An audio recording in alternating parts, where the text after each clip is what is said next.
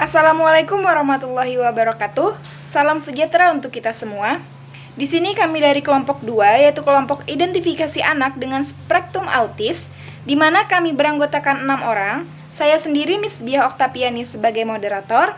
Anggota kelompok saya Anissa Mardiah, Putri Maulidiana, Niken Dwi Kartikasari, Nina Aulia Rahmah, dan Siti Saniah. Sebelum itu, di sini saya akan menjelaskan mengenai autisme. Apa itu autisme? Autisme adalah suatu gangguan perkembangan yang kompleks menyangkut komunikasi, interaksi sosial, kognisi, dan aktivasi imajinasi. Seseorang baru dapat dikatakan termasuk kategori autisme bila ia memiliki hambatan perkembangan dengan 3 aspek, yakni kualitas, kemampuan interaksi sosial, dan emosional, kualitas yang kurang dalam kemampuan komunikasi timbal balik, minat yang terbatas disertai gerakan-gerakan berulang tanpa tujuan. Instrumen identifikasi.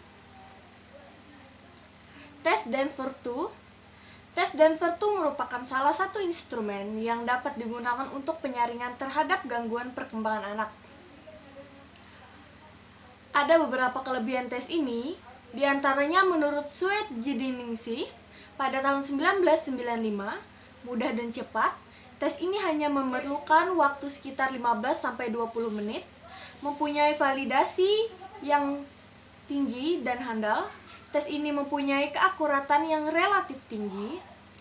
Menurut hasil penelitian dari 100 anak prasekolah yang teridentifikasi oleh alat tes ini sebagai anak yang mengalami hambatan perkembangan, 5-6 tahun kemudian terbukti mengalami kegagalan di sekolah. Aspek perkembangan yang dinilai dari 125 tugas perkembangan. 125 tugas tersebut berasal dari 4 kelompok tugas perkembangan, yaitu perilaku sosial, gerakan motorik, halus, dan gerakan motorik kasar. Instrumen identifikasi kuesioner pra-screening perkembangan atau KPSP. KPSP adalah kuesioner yang berisi 9-10 pertanyaan tentang kemampuan perkembangan yang telah dicapai anak dengan secara umur 0-72 bulan atau Depkes RI 2010. Tujuan screening atau pemeriksaan perkembangan anak menggunakan KPSP adalah untuk mengetahui perkembangan anak normal atau ada penyimpangan. Depkes RI 2006. Selanjutnya adalah instrumen identifikasi.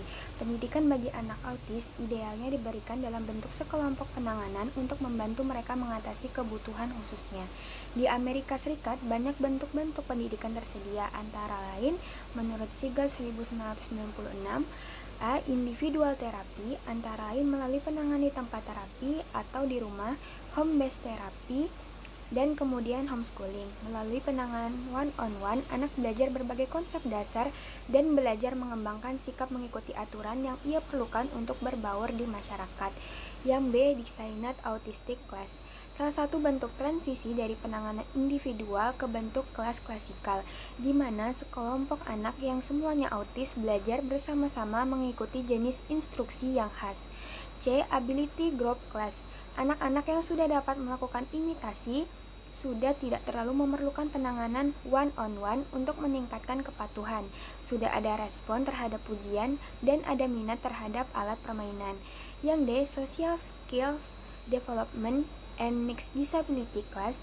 Kelas ini terdiri atas anak dengan kebutuhan khusus, tetapi tidak hanya anak autis. Biasanya anak autis berespon dengan baik bila dikelompokkan dengan anak-anak Down syndrome yang cenderung memiliki ciri hypersosial atau ketertarikan berlebihan untuk membina hubungan sosial dengan orang lain. Cara mengidentifikasi perilaku anak autistik berbeda daripada perilaku normal. Perbedaannya yaitu adanya perilaku yang berkelebihan atau eksesif dan perilaku yang berkekurangan atau defisien, yang mungkin sampai pada tingkat yang hampir tidak ada. Behavior excess atau perilaku yang berkelebihan, misalnya mengamuk atau tantrum, dan perilaku stimulasi diri. Sebagai contoh, mungkin terjadi jika kemauan kecil tidak dituruti pada beberapa anak. meminta atau menyuruh mereka berjalan dengan tenang di supermarket, duduk di restoran, atau berdiri di barisan pada loket penjualan karcis, dan mungkin menghasilkan jeritan, tendangan, gigitan, dan cakaran. Behavior deficit atau perilaku yang berkekurangan, seperti 1. Gangguan bicara. Anak-anak autistik lain mungkin ekolali atau membeo dan mengulang kata-kata yang mereka dengar segera atau setelah beberapa waktu, tetapi mereka tidak menggunakan kata-kata tersebut untuk berkomunikasi. 2. Anak mungkin kurang sesuai perilaku sosialnya. Mereka mungkin bereaksi terhadap orang seakan mereka adalah benda. 3. Anak mungkin menunjukkan defisit sensasi atau indera yang nyata sehingga kadang disangka tuli. Anak kadang berespon sedemikian normalnya, tetapi tidak sama sekali pada yang lainnya. Pada pemeriksaan pendengaran, tidak ditemukan gangguan. 4. Anak sering tidak bermain dengan benar. 5. Anak sering menunjukkan emosi yang tidak sesuai, beberapa menjerit atau tertawa dengan sedikit atau tanpa provokasi, dan hampir tidak menunjukkan perilaku emosional. Cara melakukan observasi. Aspek yang diobservasi meliputi kontak mata, kemampuan bersosialisasi, kemampuan berbahasa baik reseptif maupun ekspresif, kemampuan menolong diri sendiri seperti makan, minum, berpakaian, dan lain-lain, psikomotor yakni motorik halus dan kasar, dan kemampuan akademik atau kognitif. Hal tersebut dilakukan untuk mengetahui dan mengklasifikasikan anak autis mengalami gangguan perkembangan anak dan hambatan apa saja dalam perkembangan nilai-nilai moral. Untuk mendapatkan data yang akurat, selain melalui observasi juga wawancara dengan orang tua maupun orang-orang yang dekat dengan perilaku anak sehari-hari. Observasi ini bertujuan untuk mengandalkan pendekatan terhadap anak, mengetahui kemampuan dan ketidakmampuan anak, mengetahui kebiasaan dan ketidaksukaan anak, serta apa saja hambatan perkembangan moral anak. Selanjutnya, etika dalam melakukan observasi. Perlindungan terhadap kenyamanan dan keamanan subjek ketika melakukan observasi. Observer harus menghindari perasaan menyakiti subjek penelitian. Persetujuan subjek.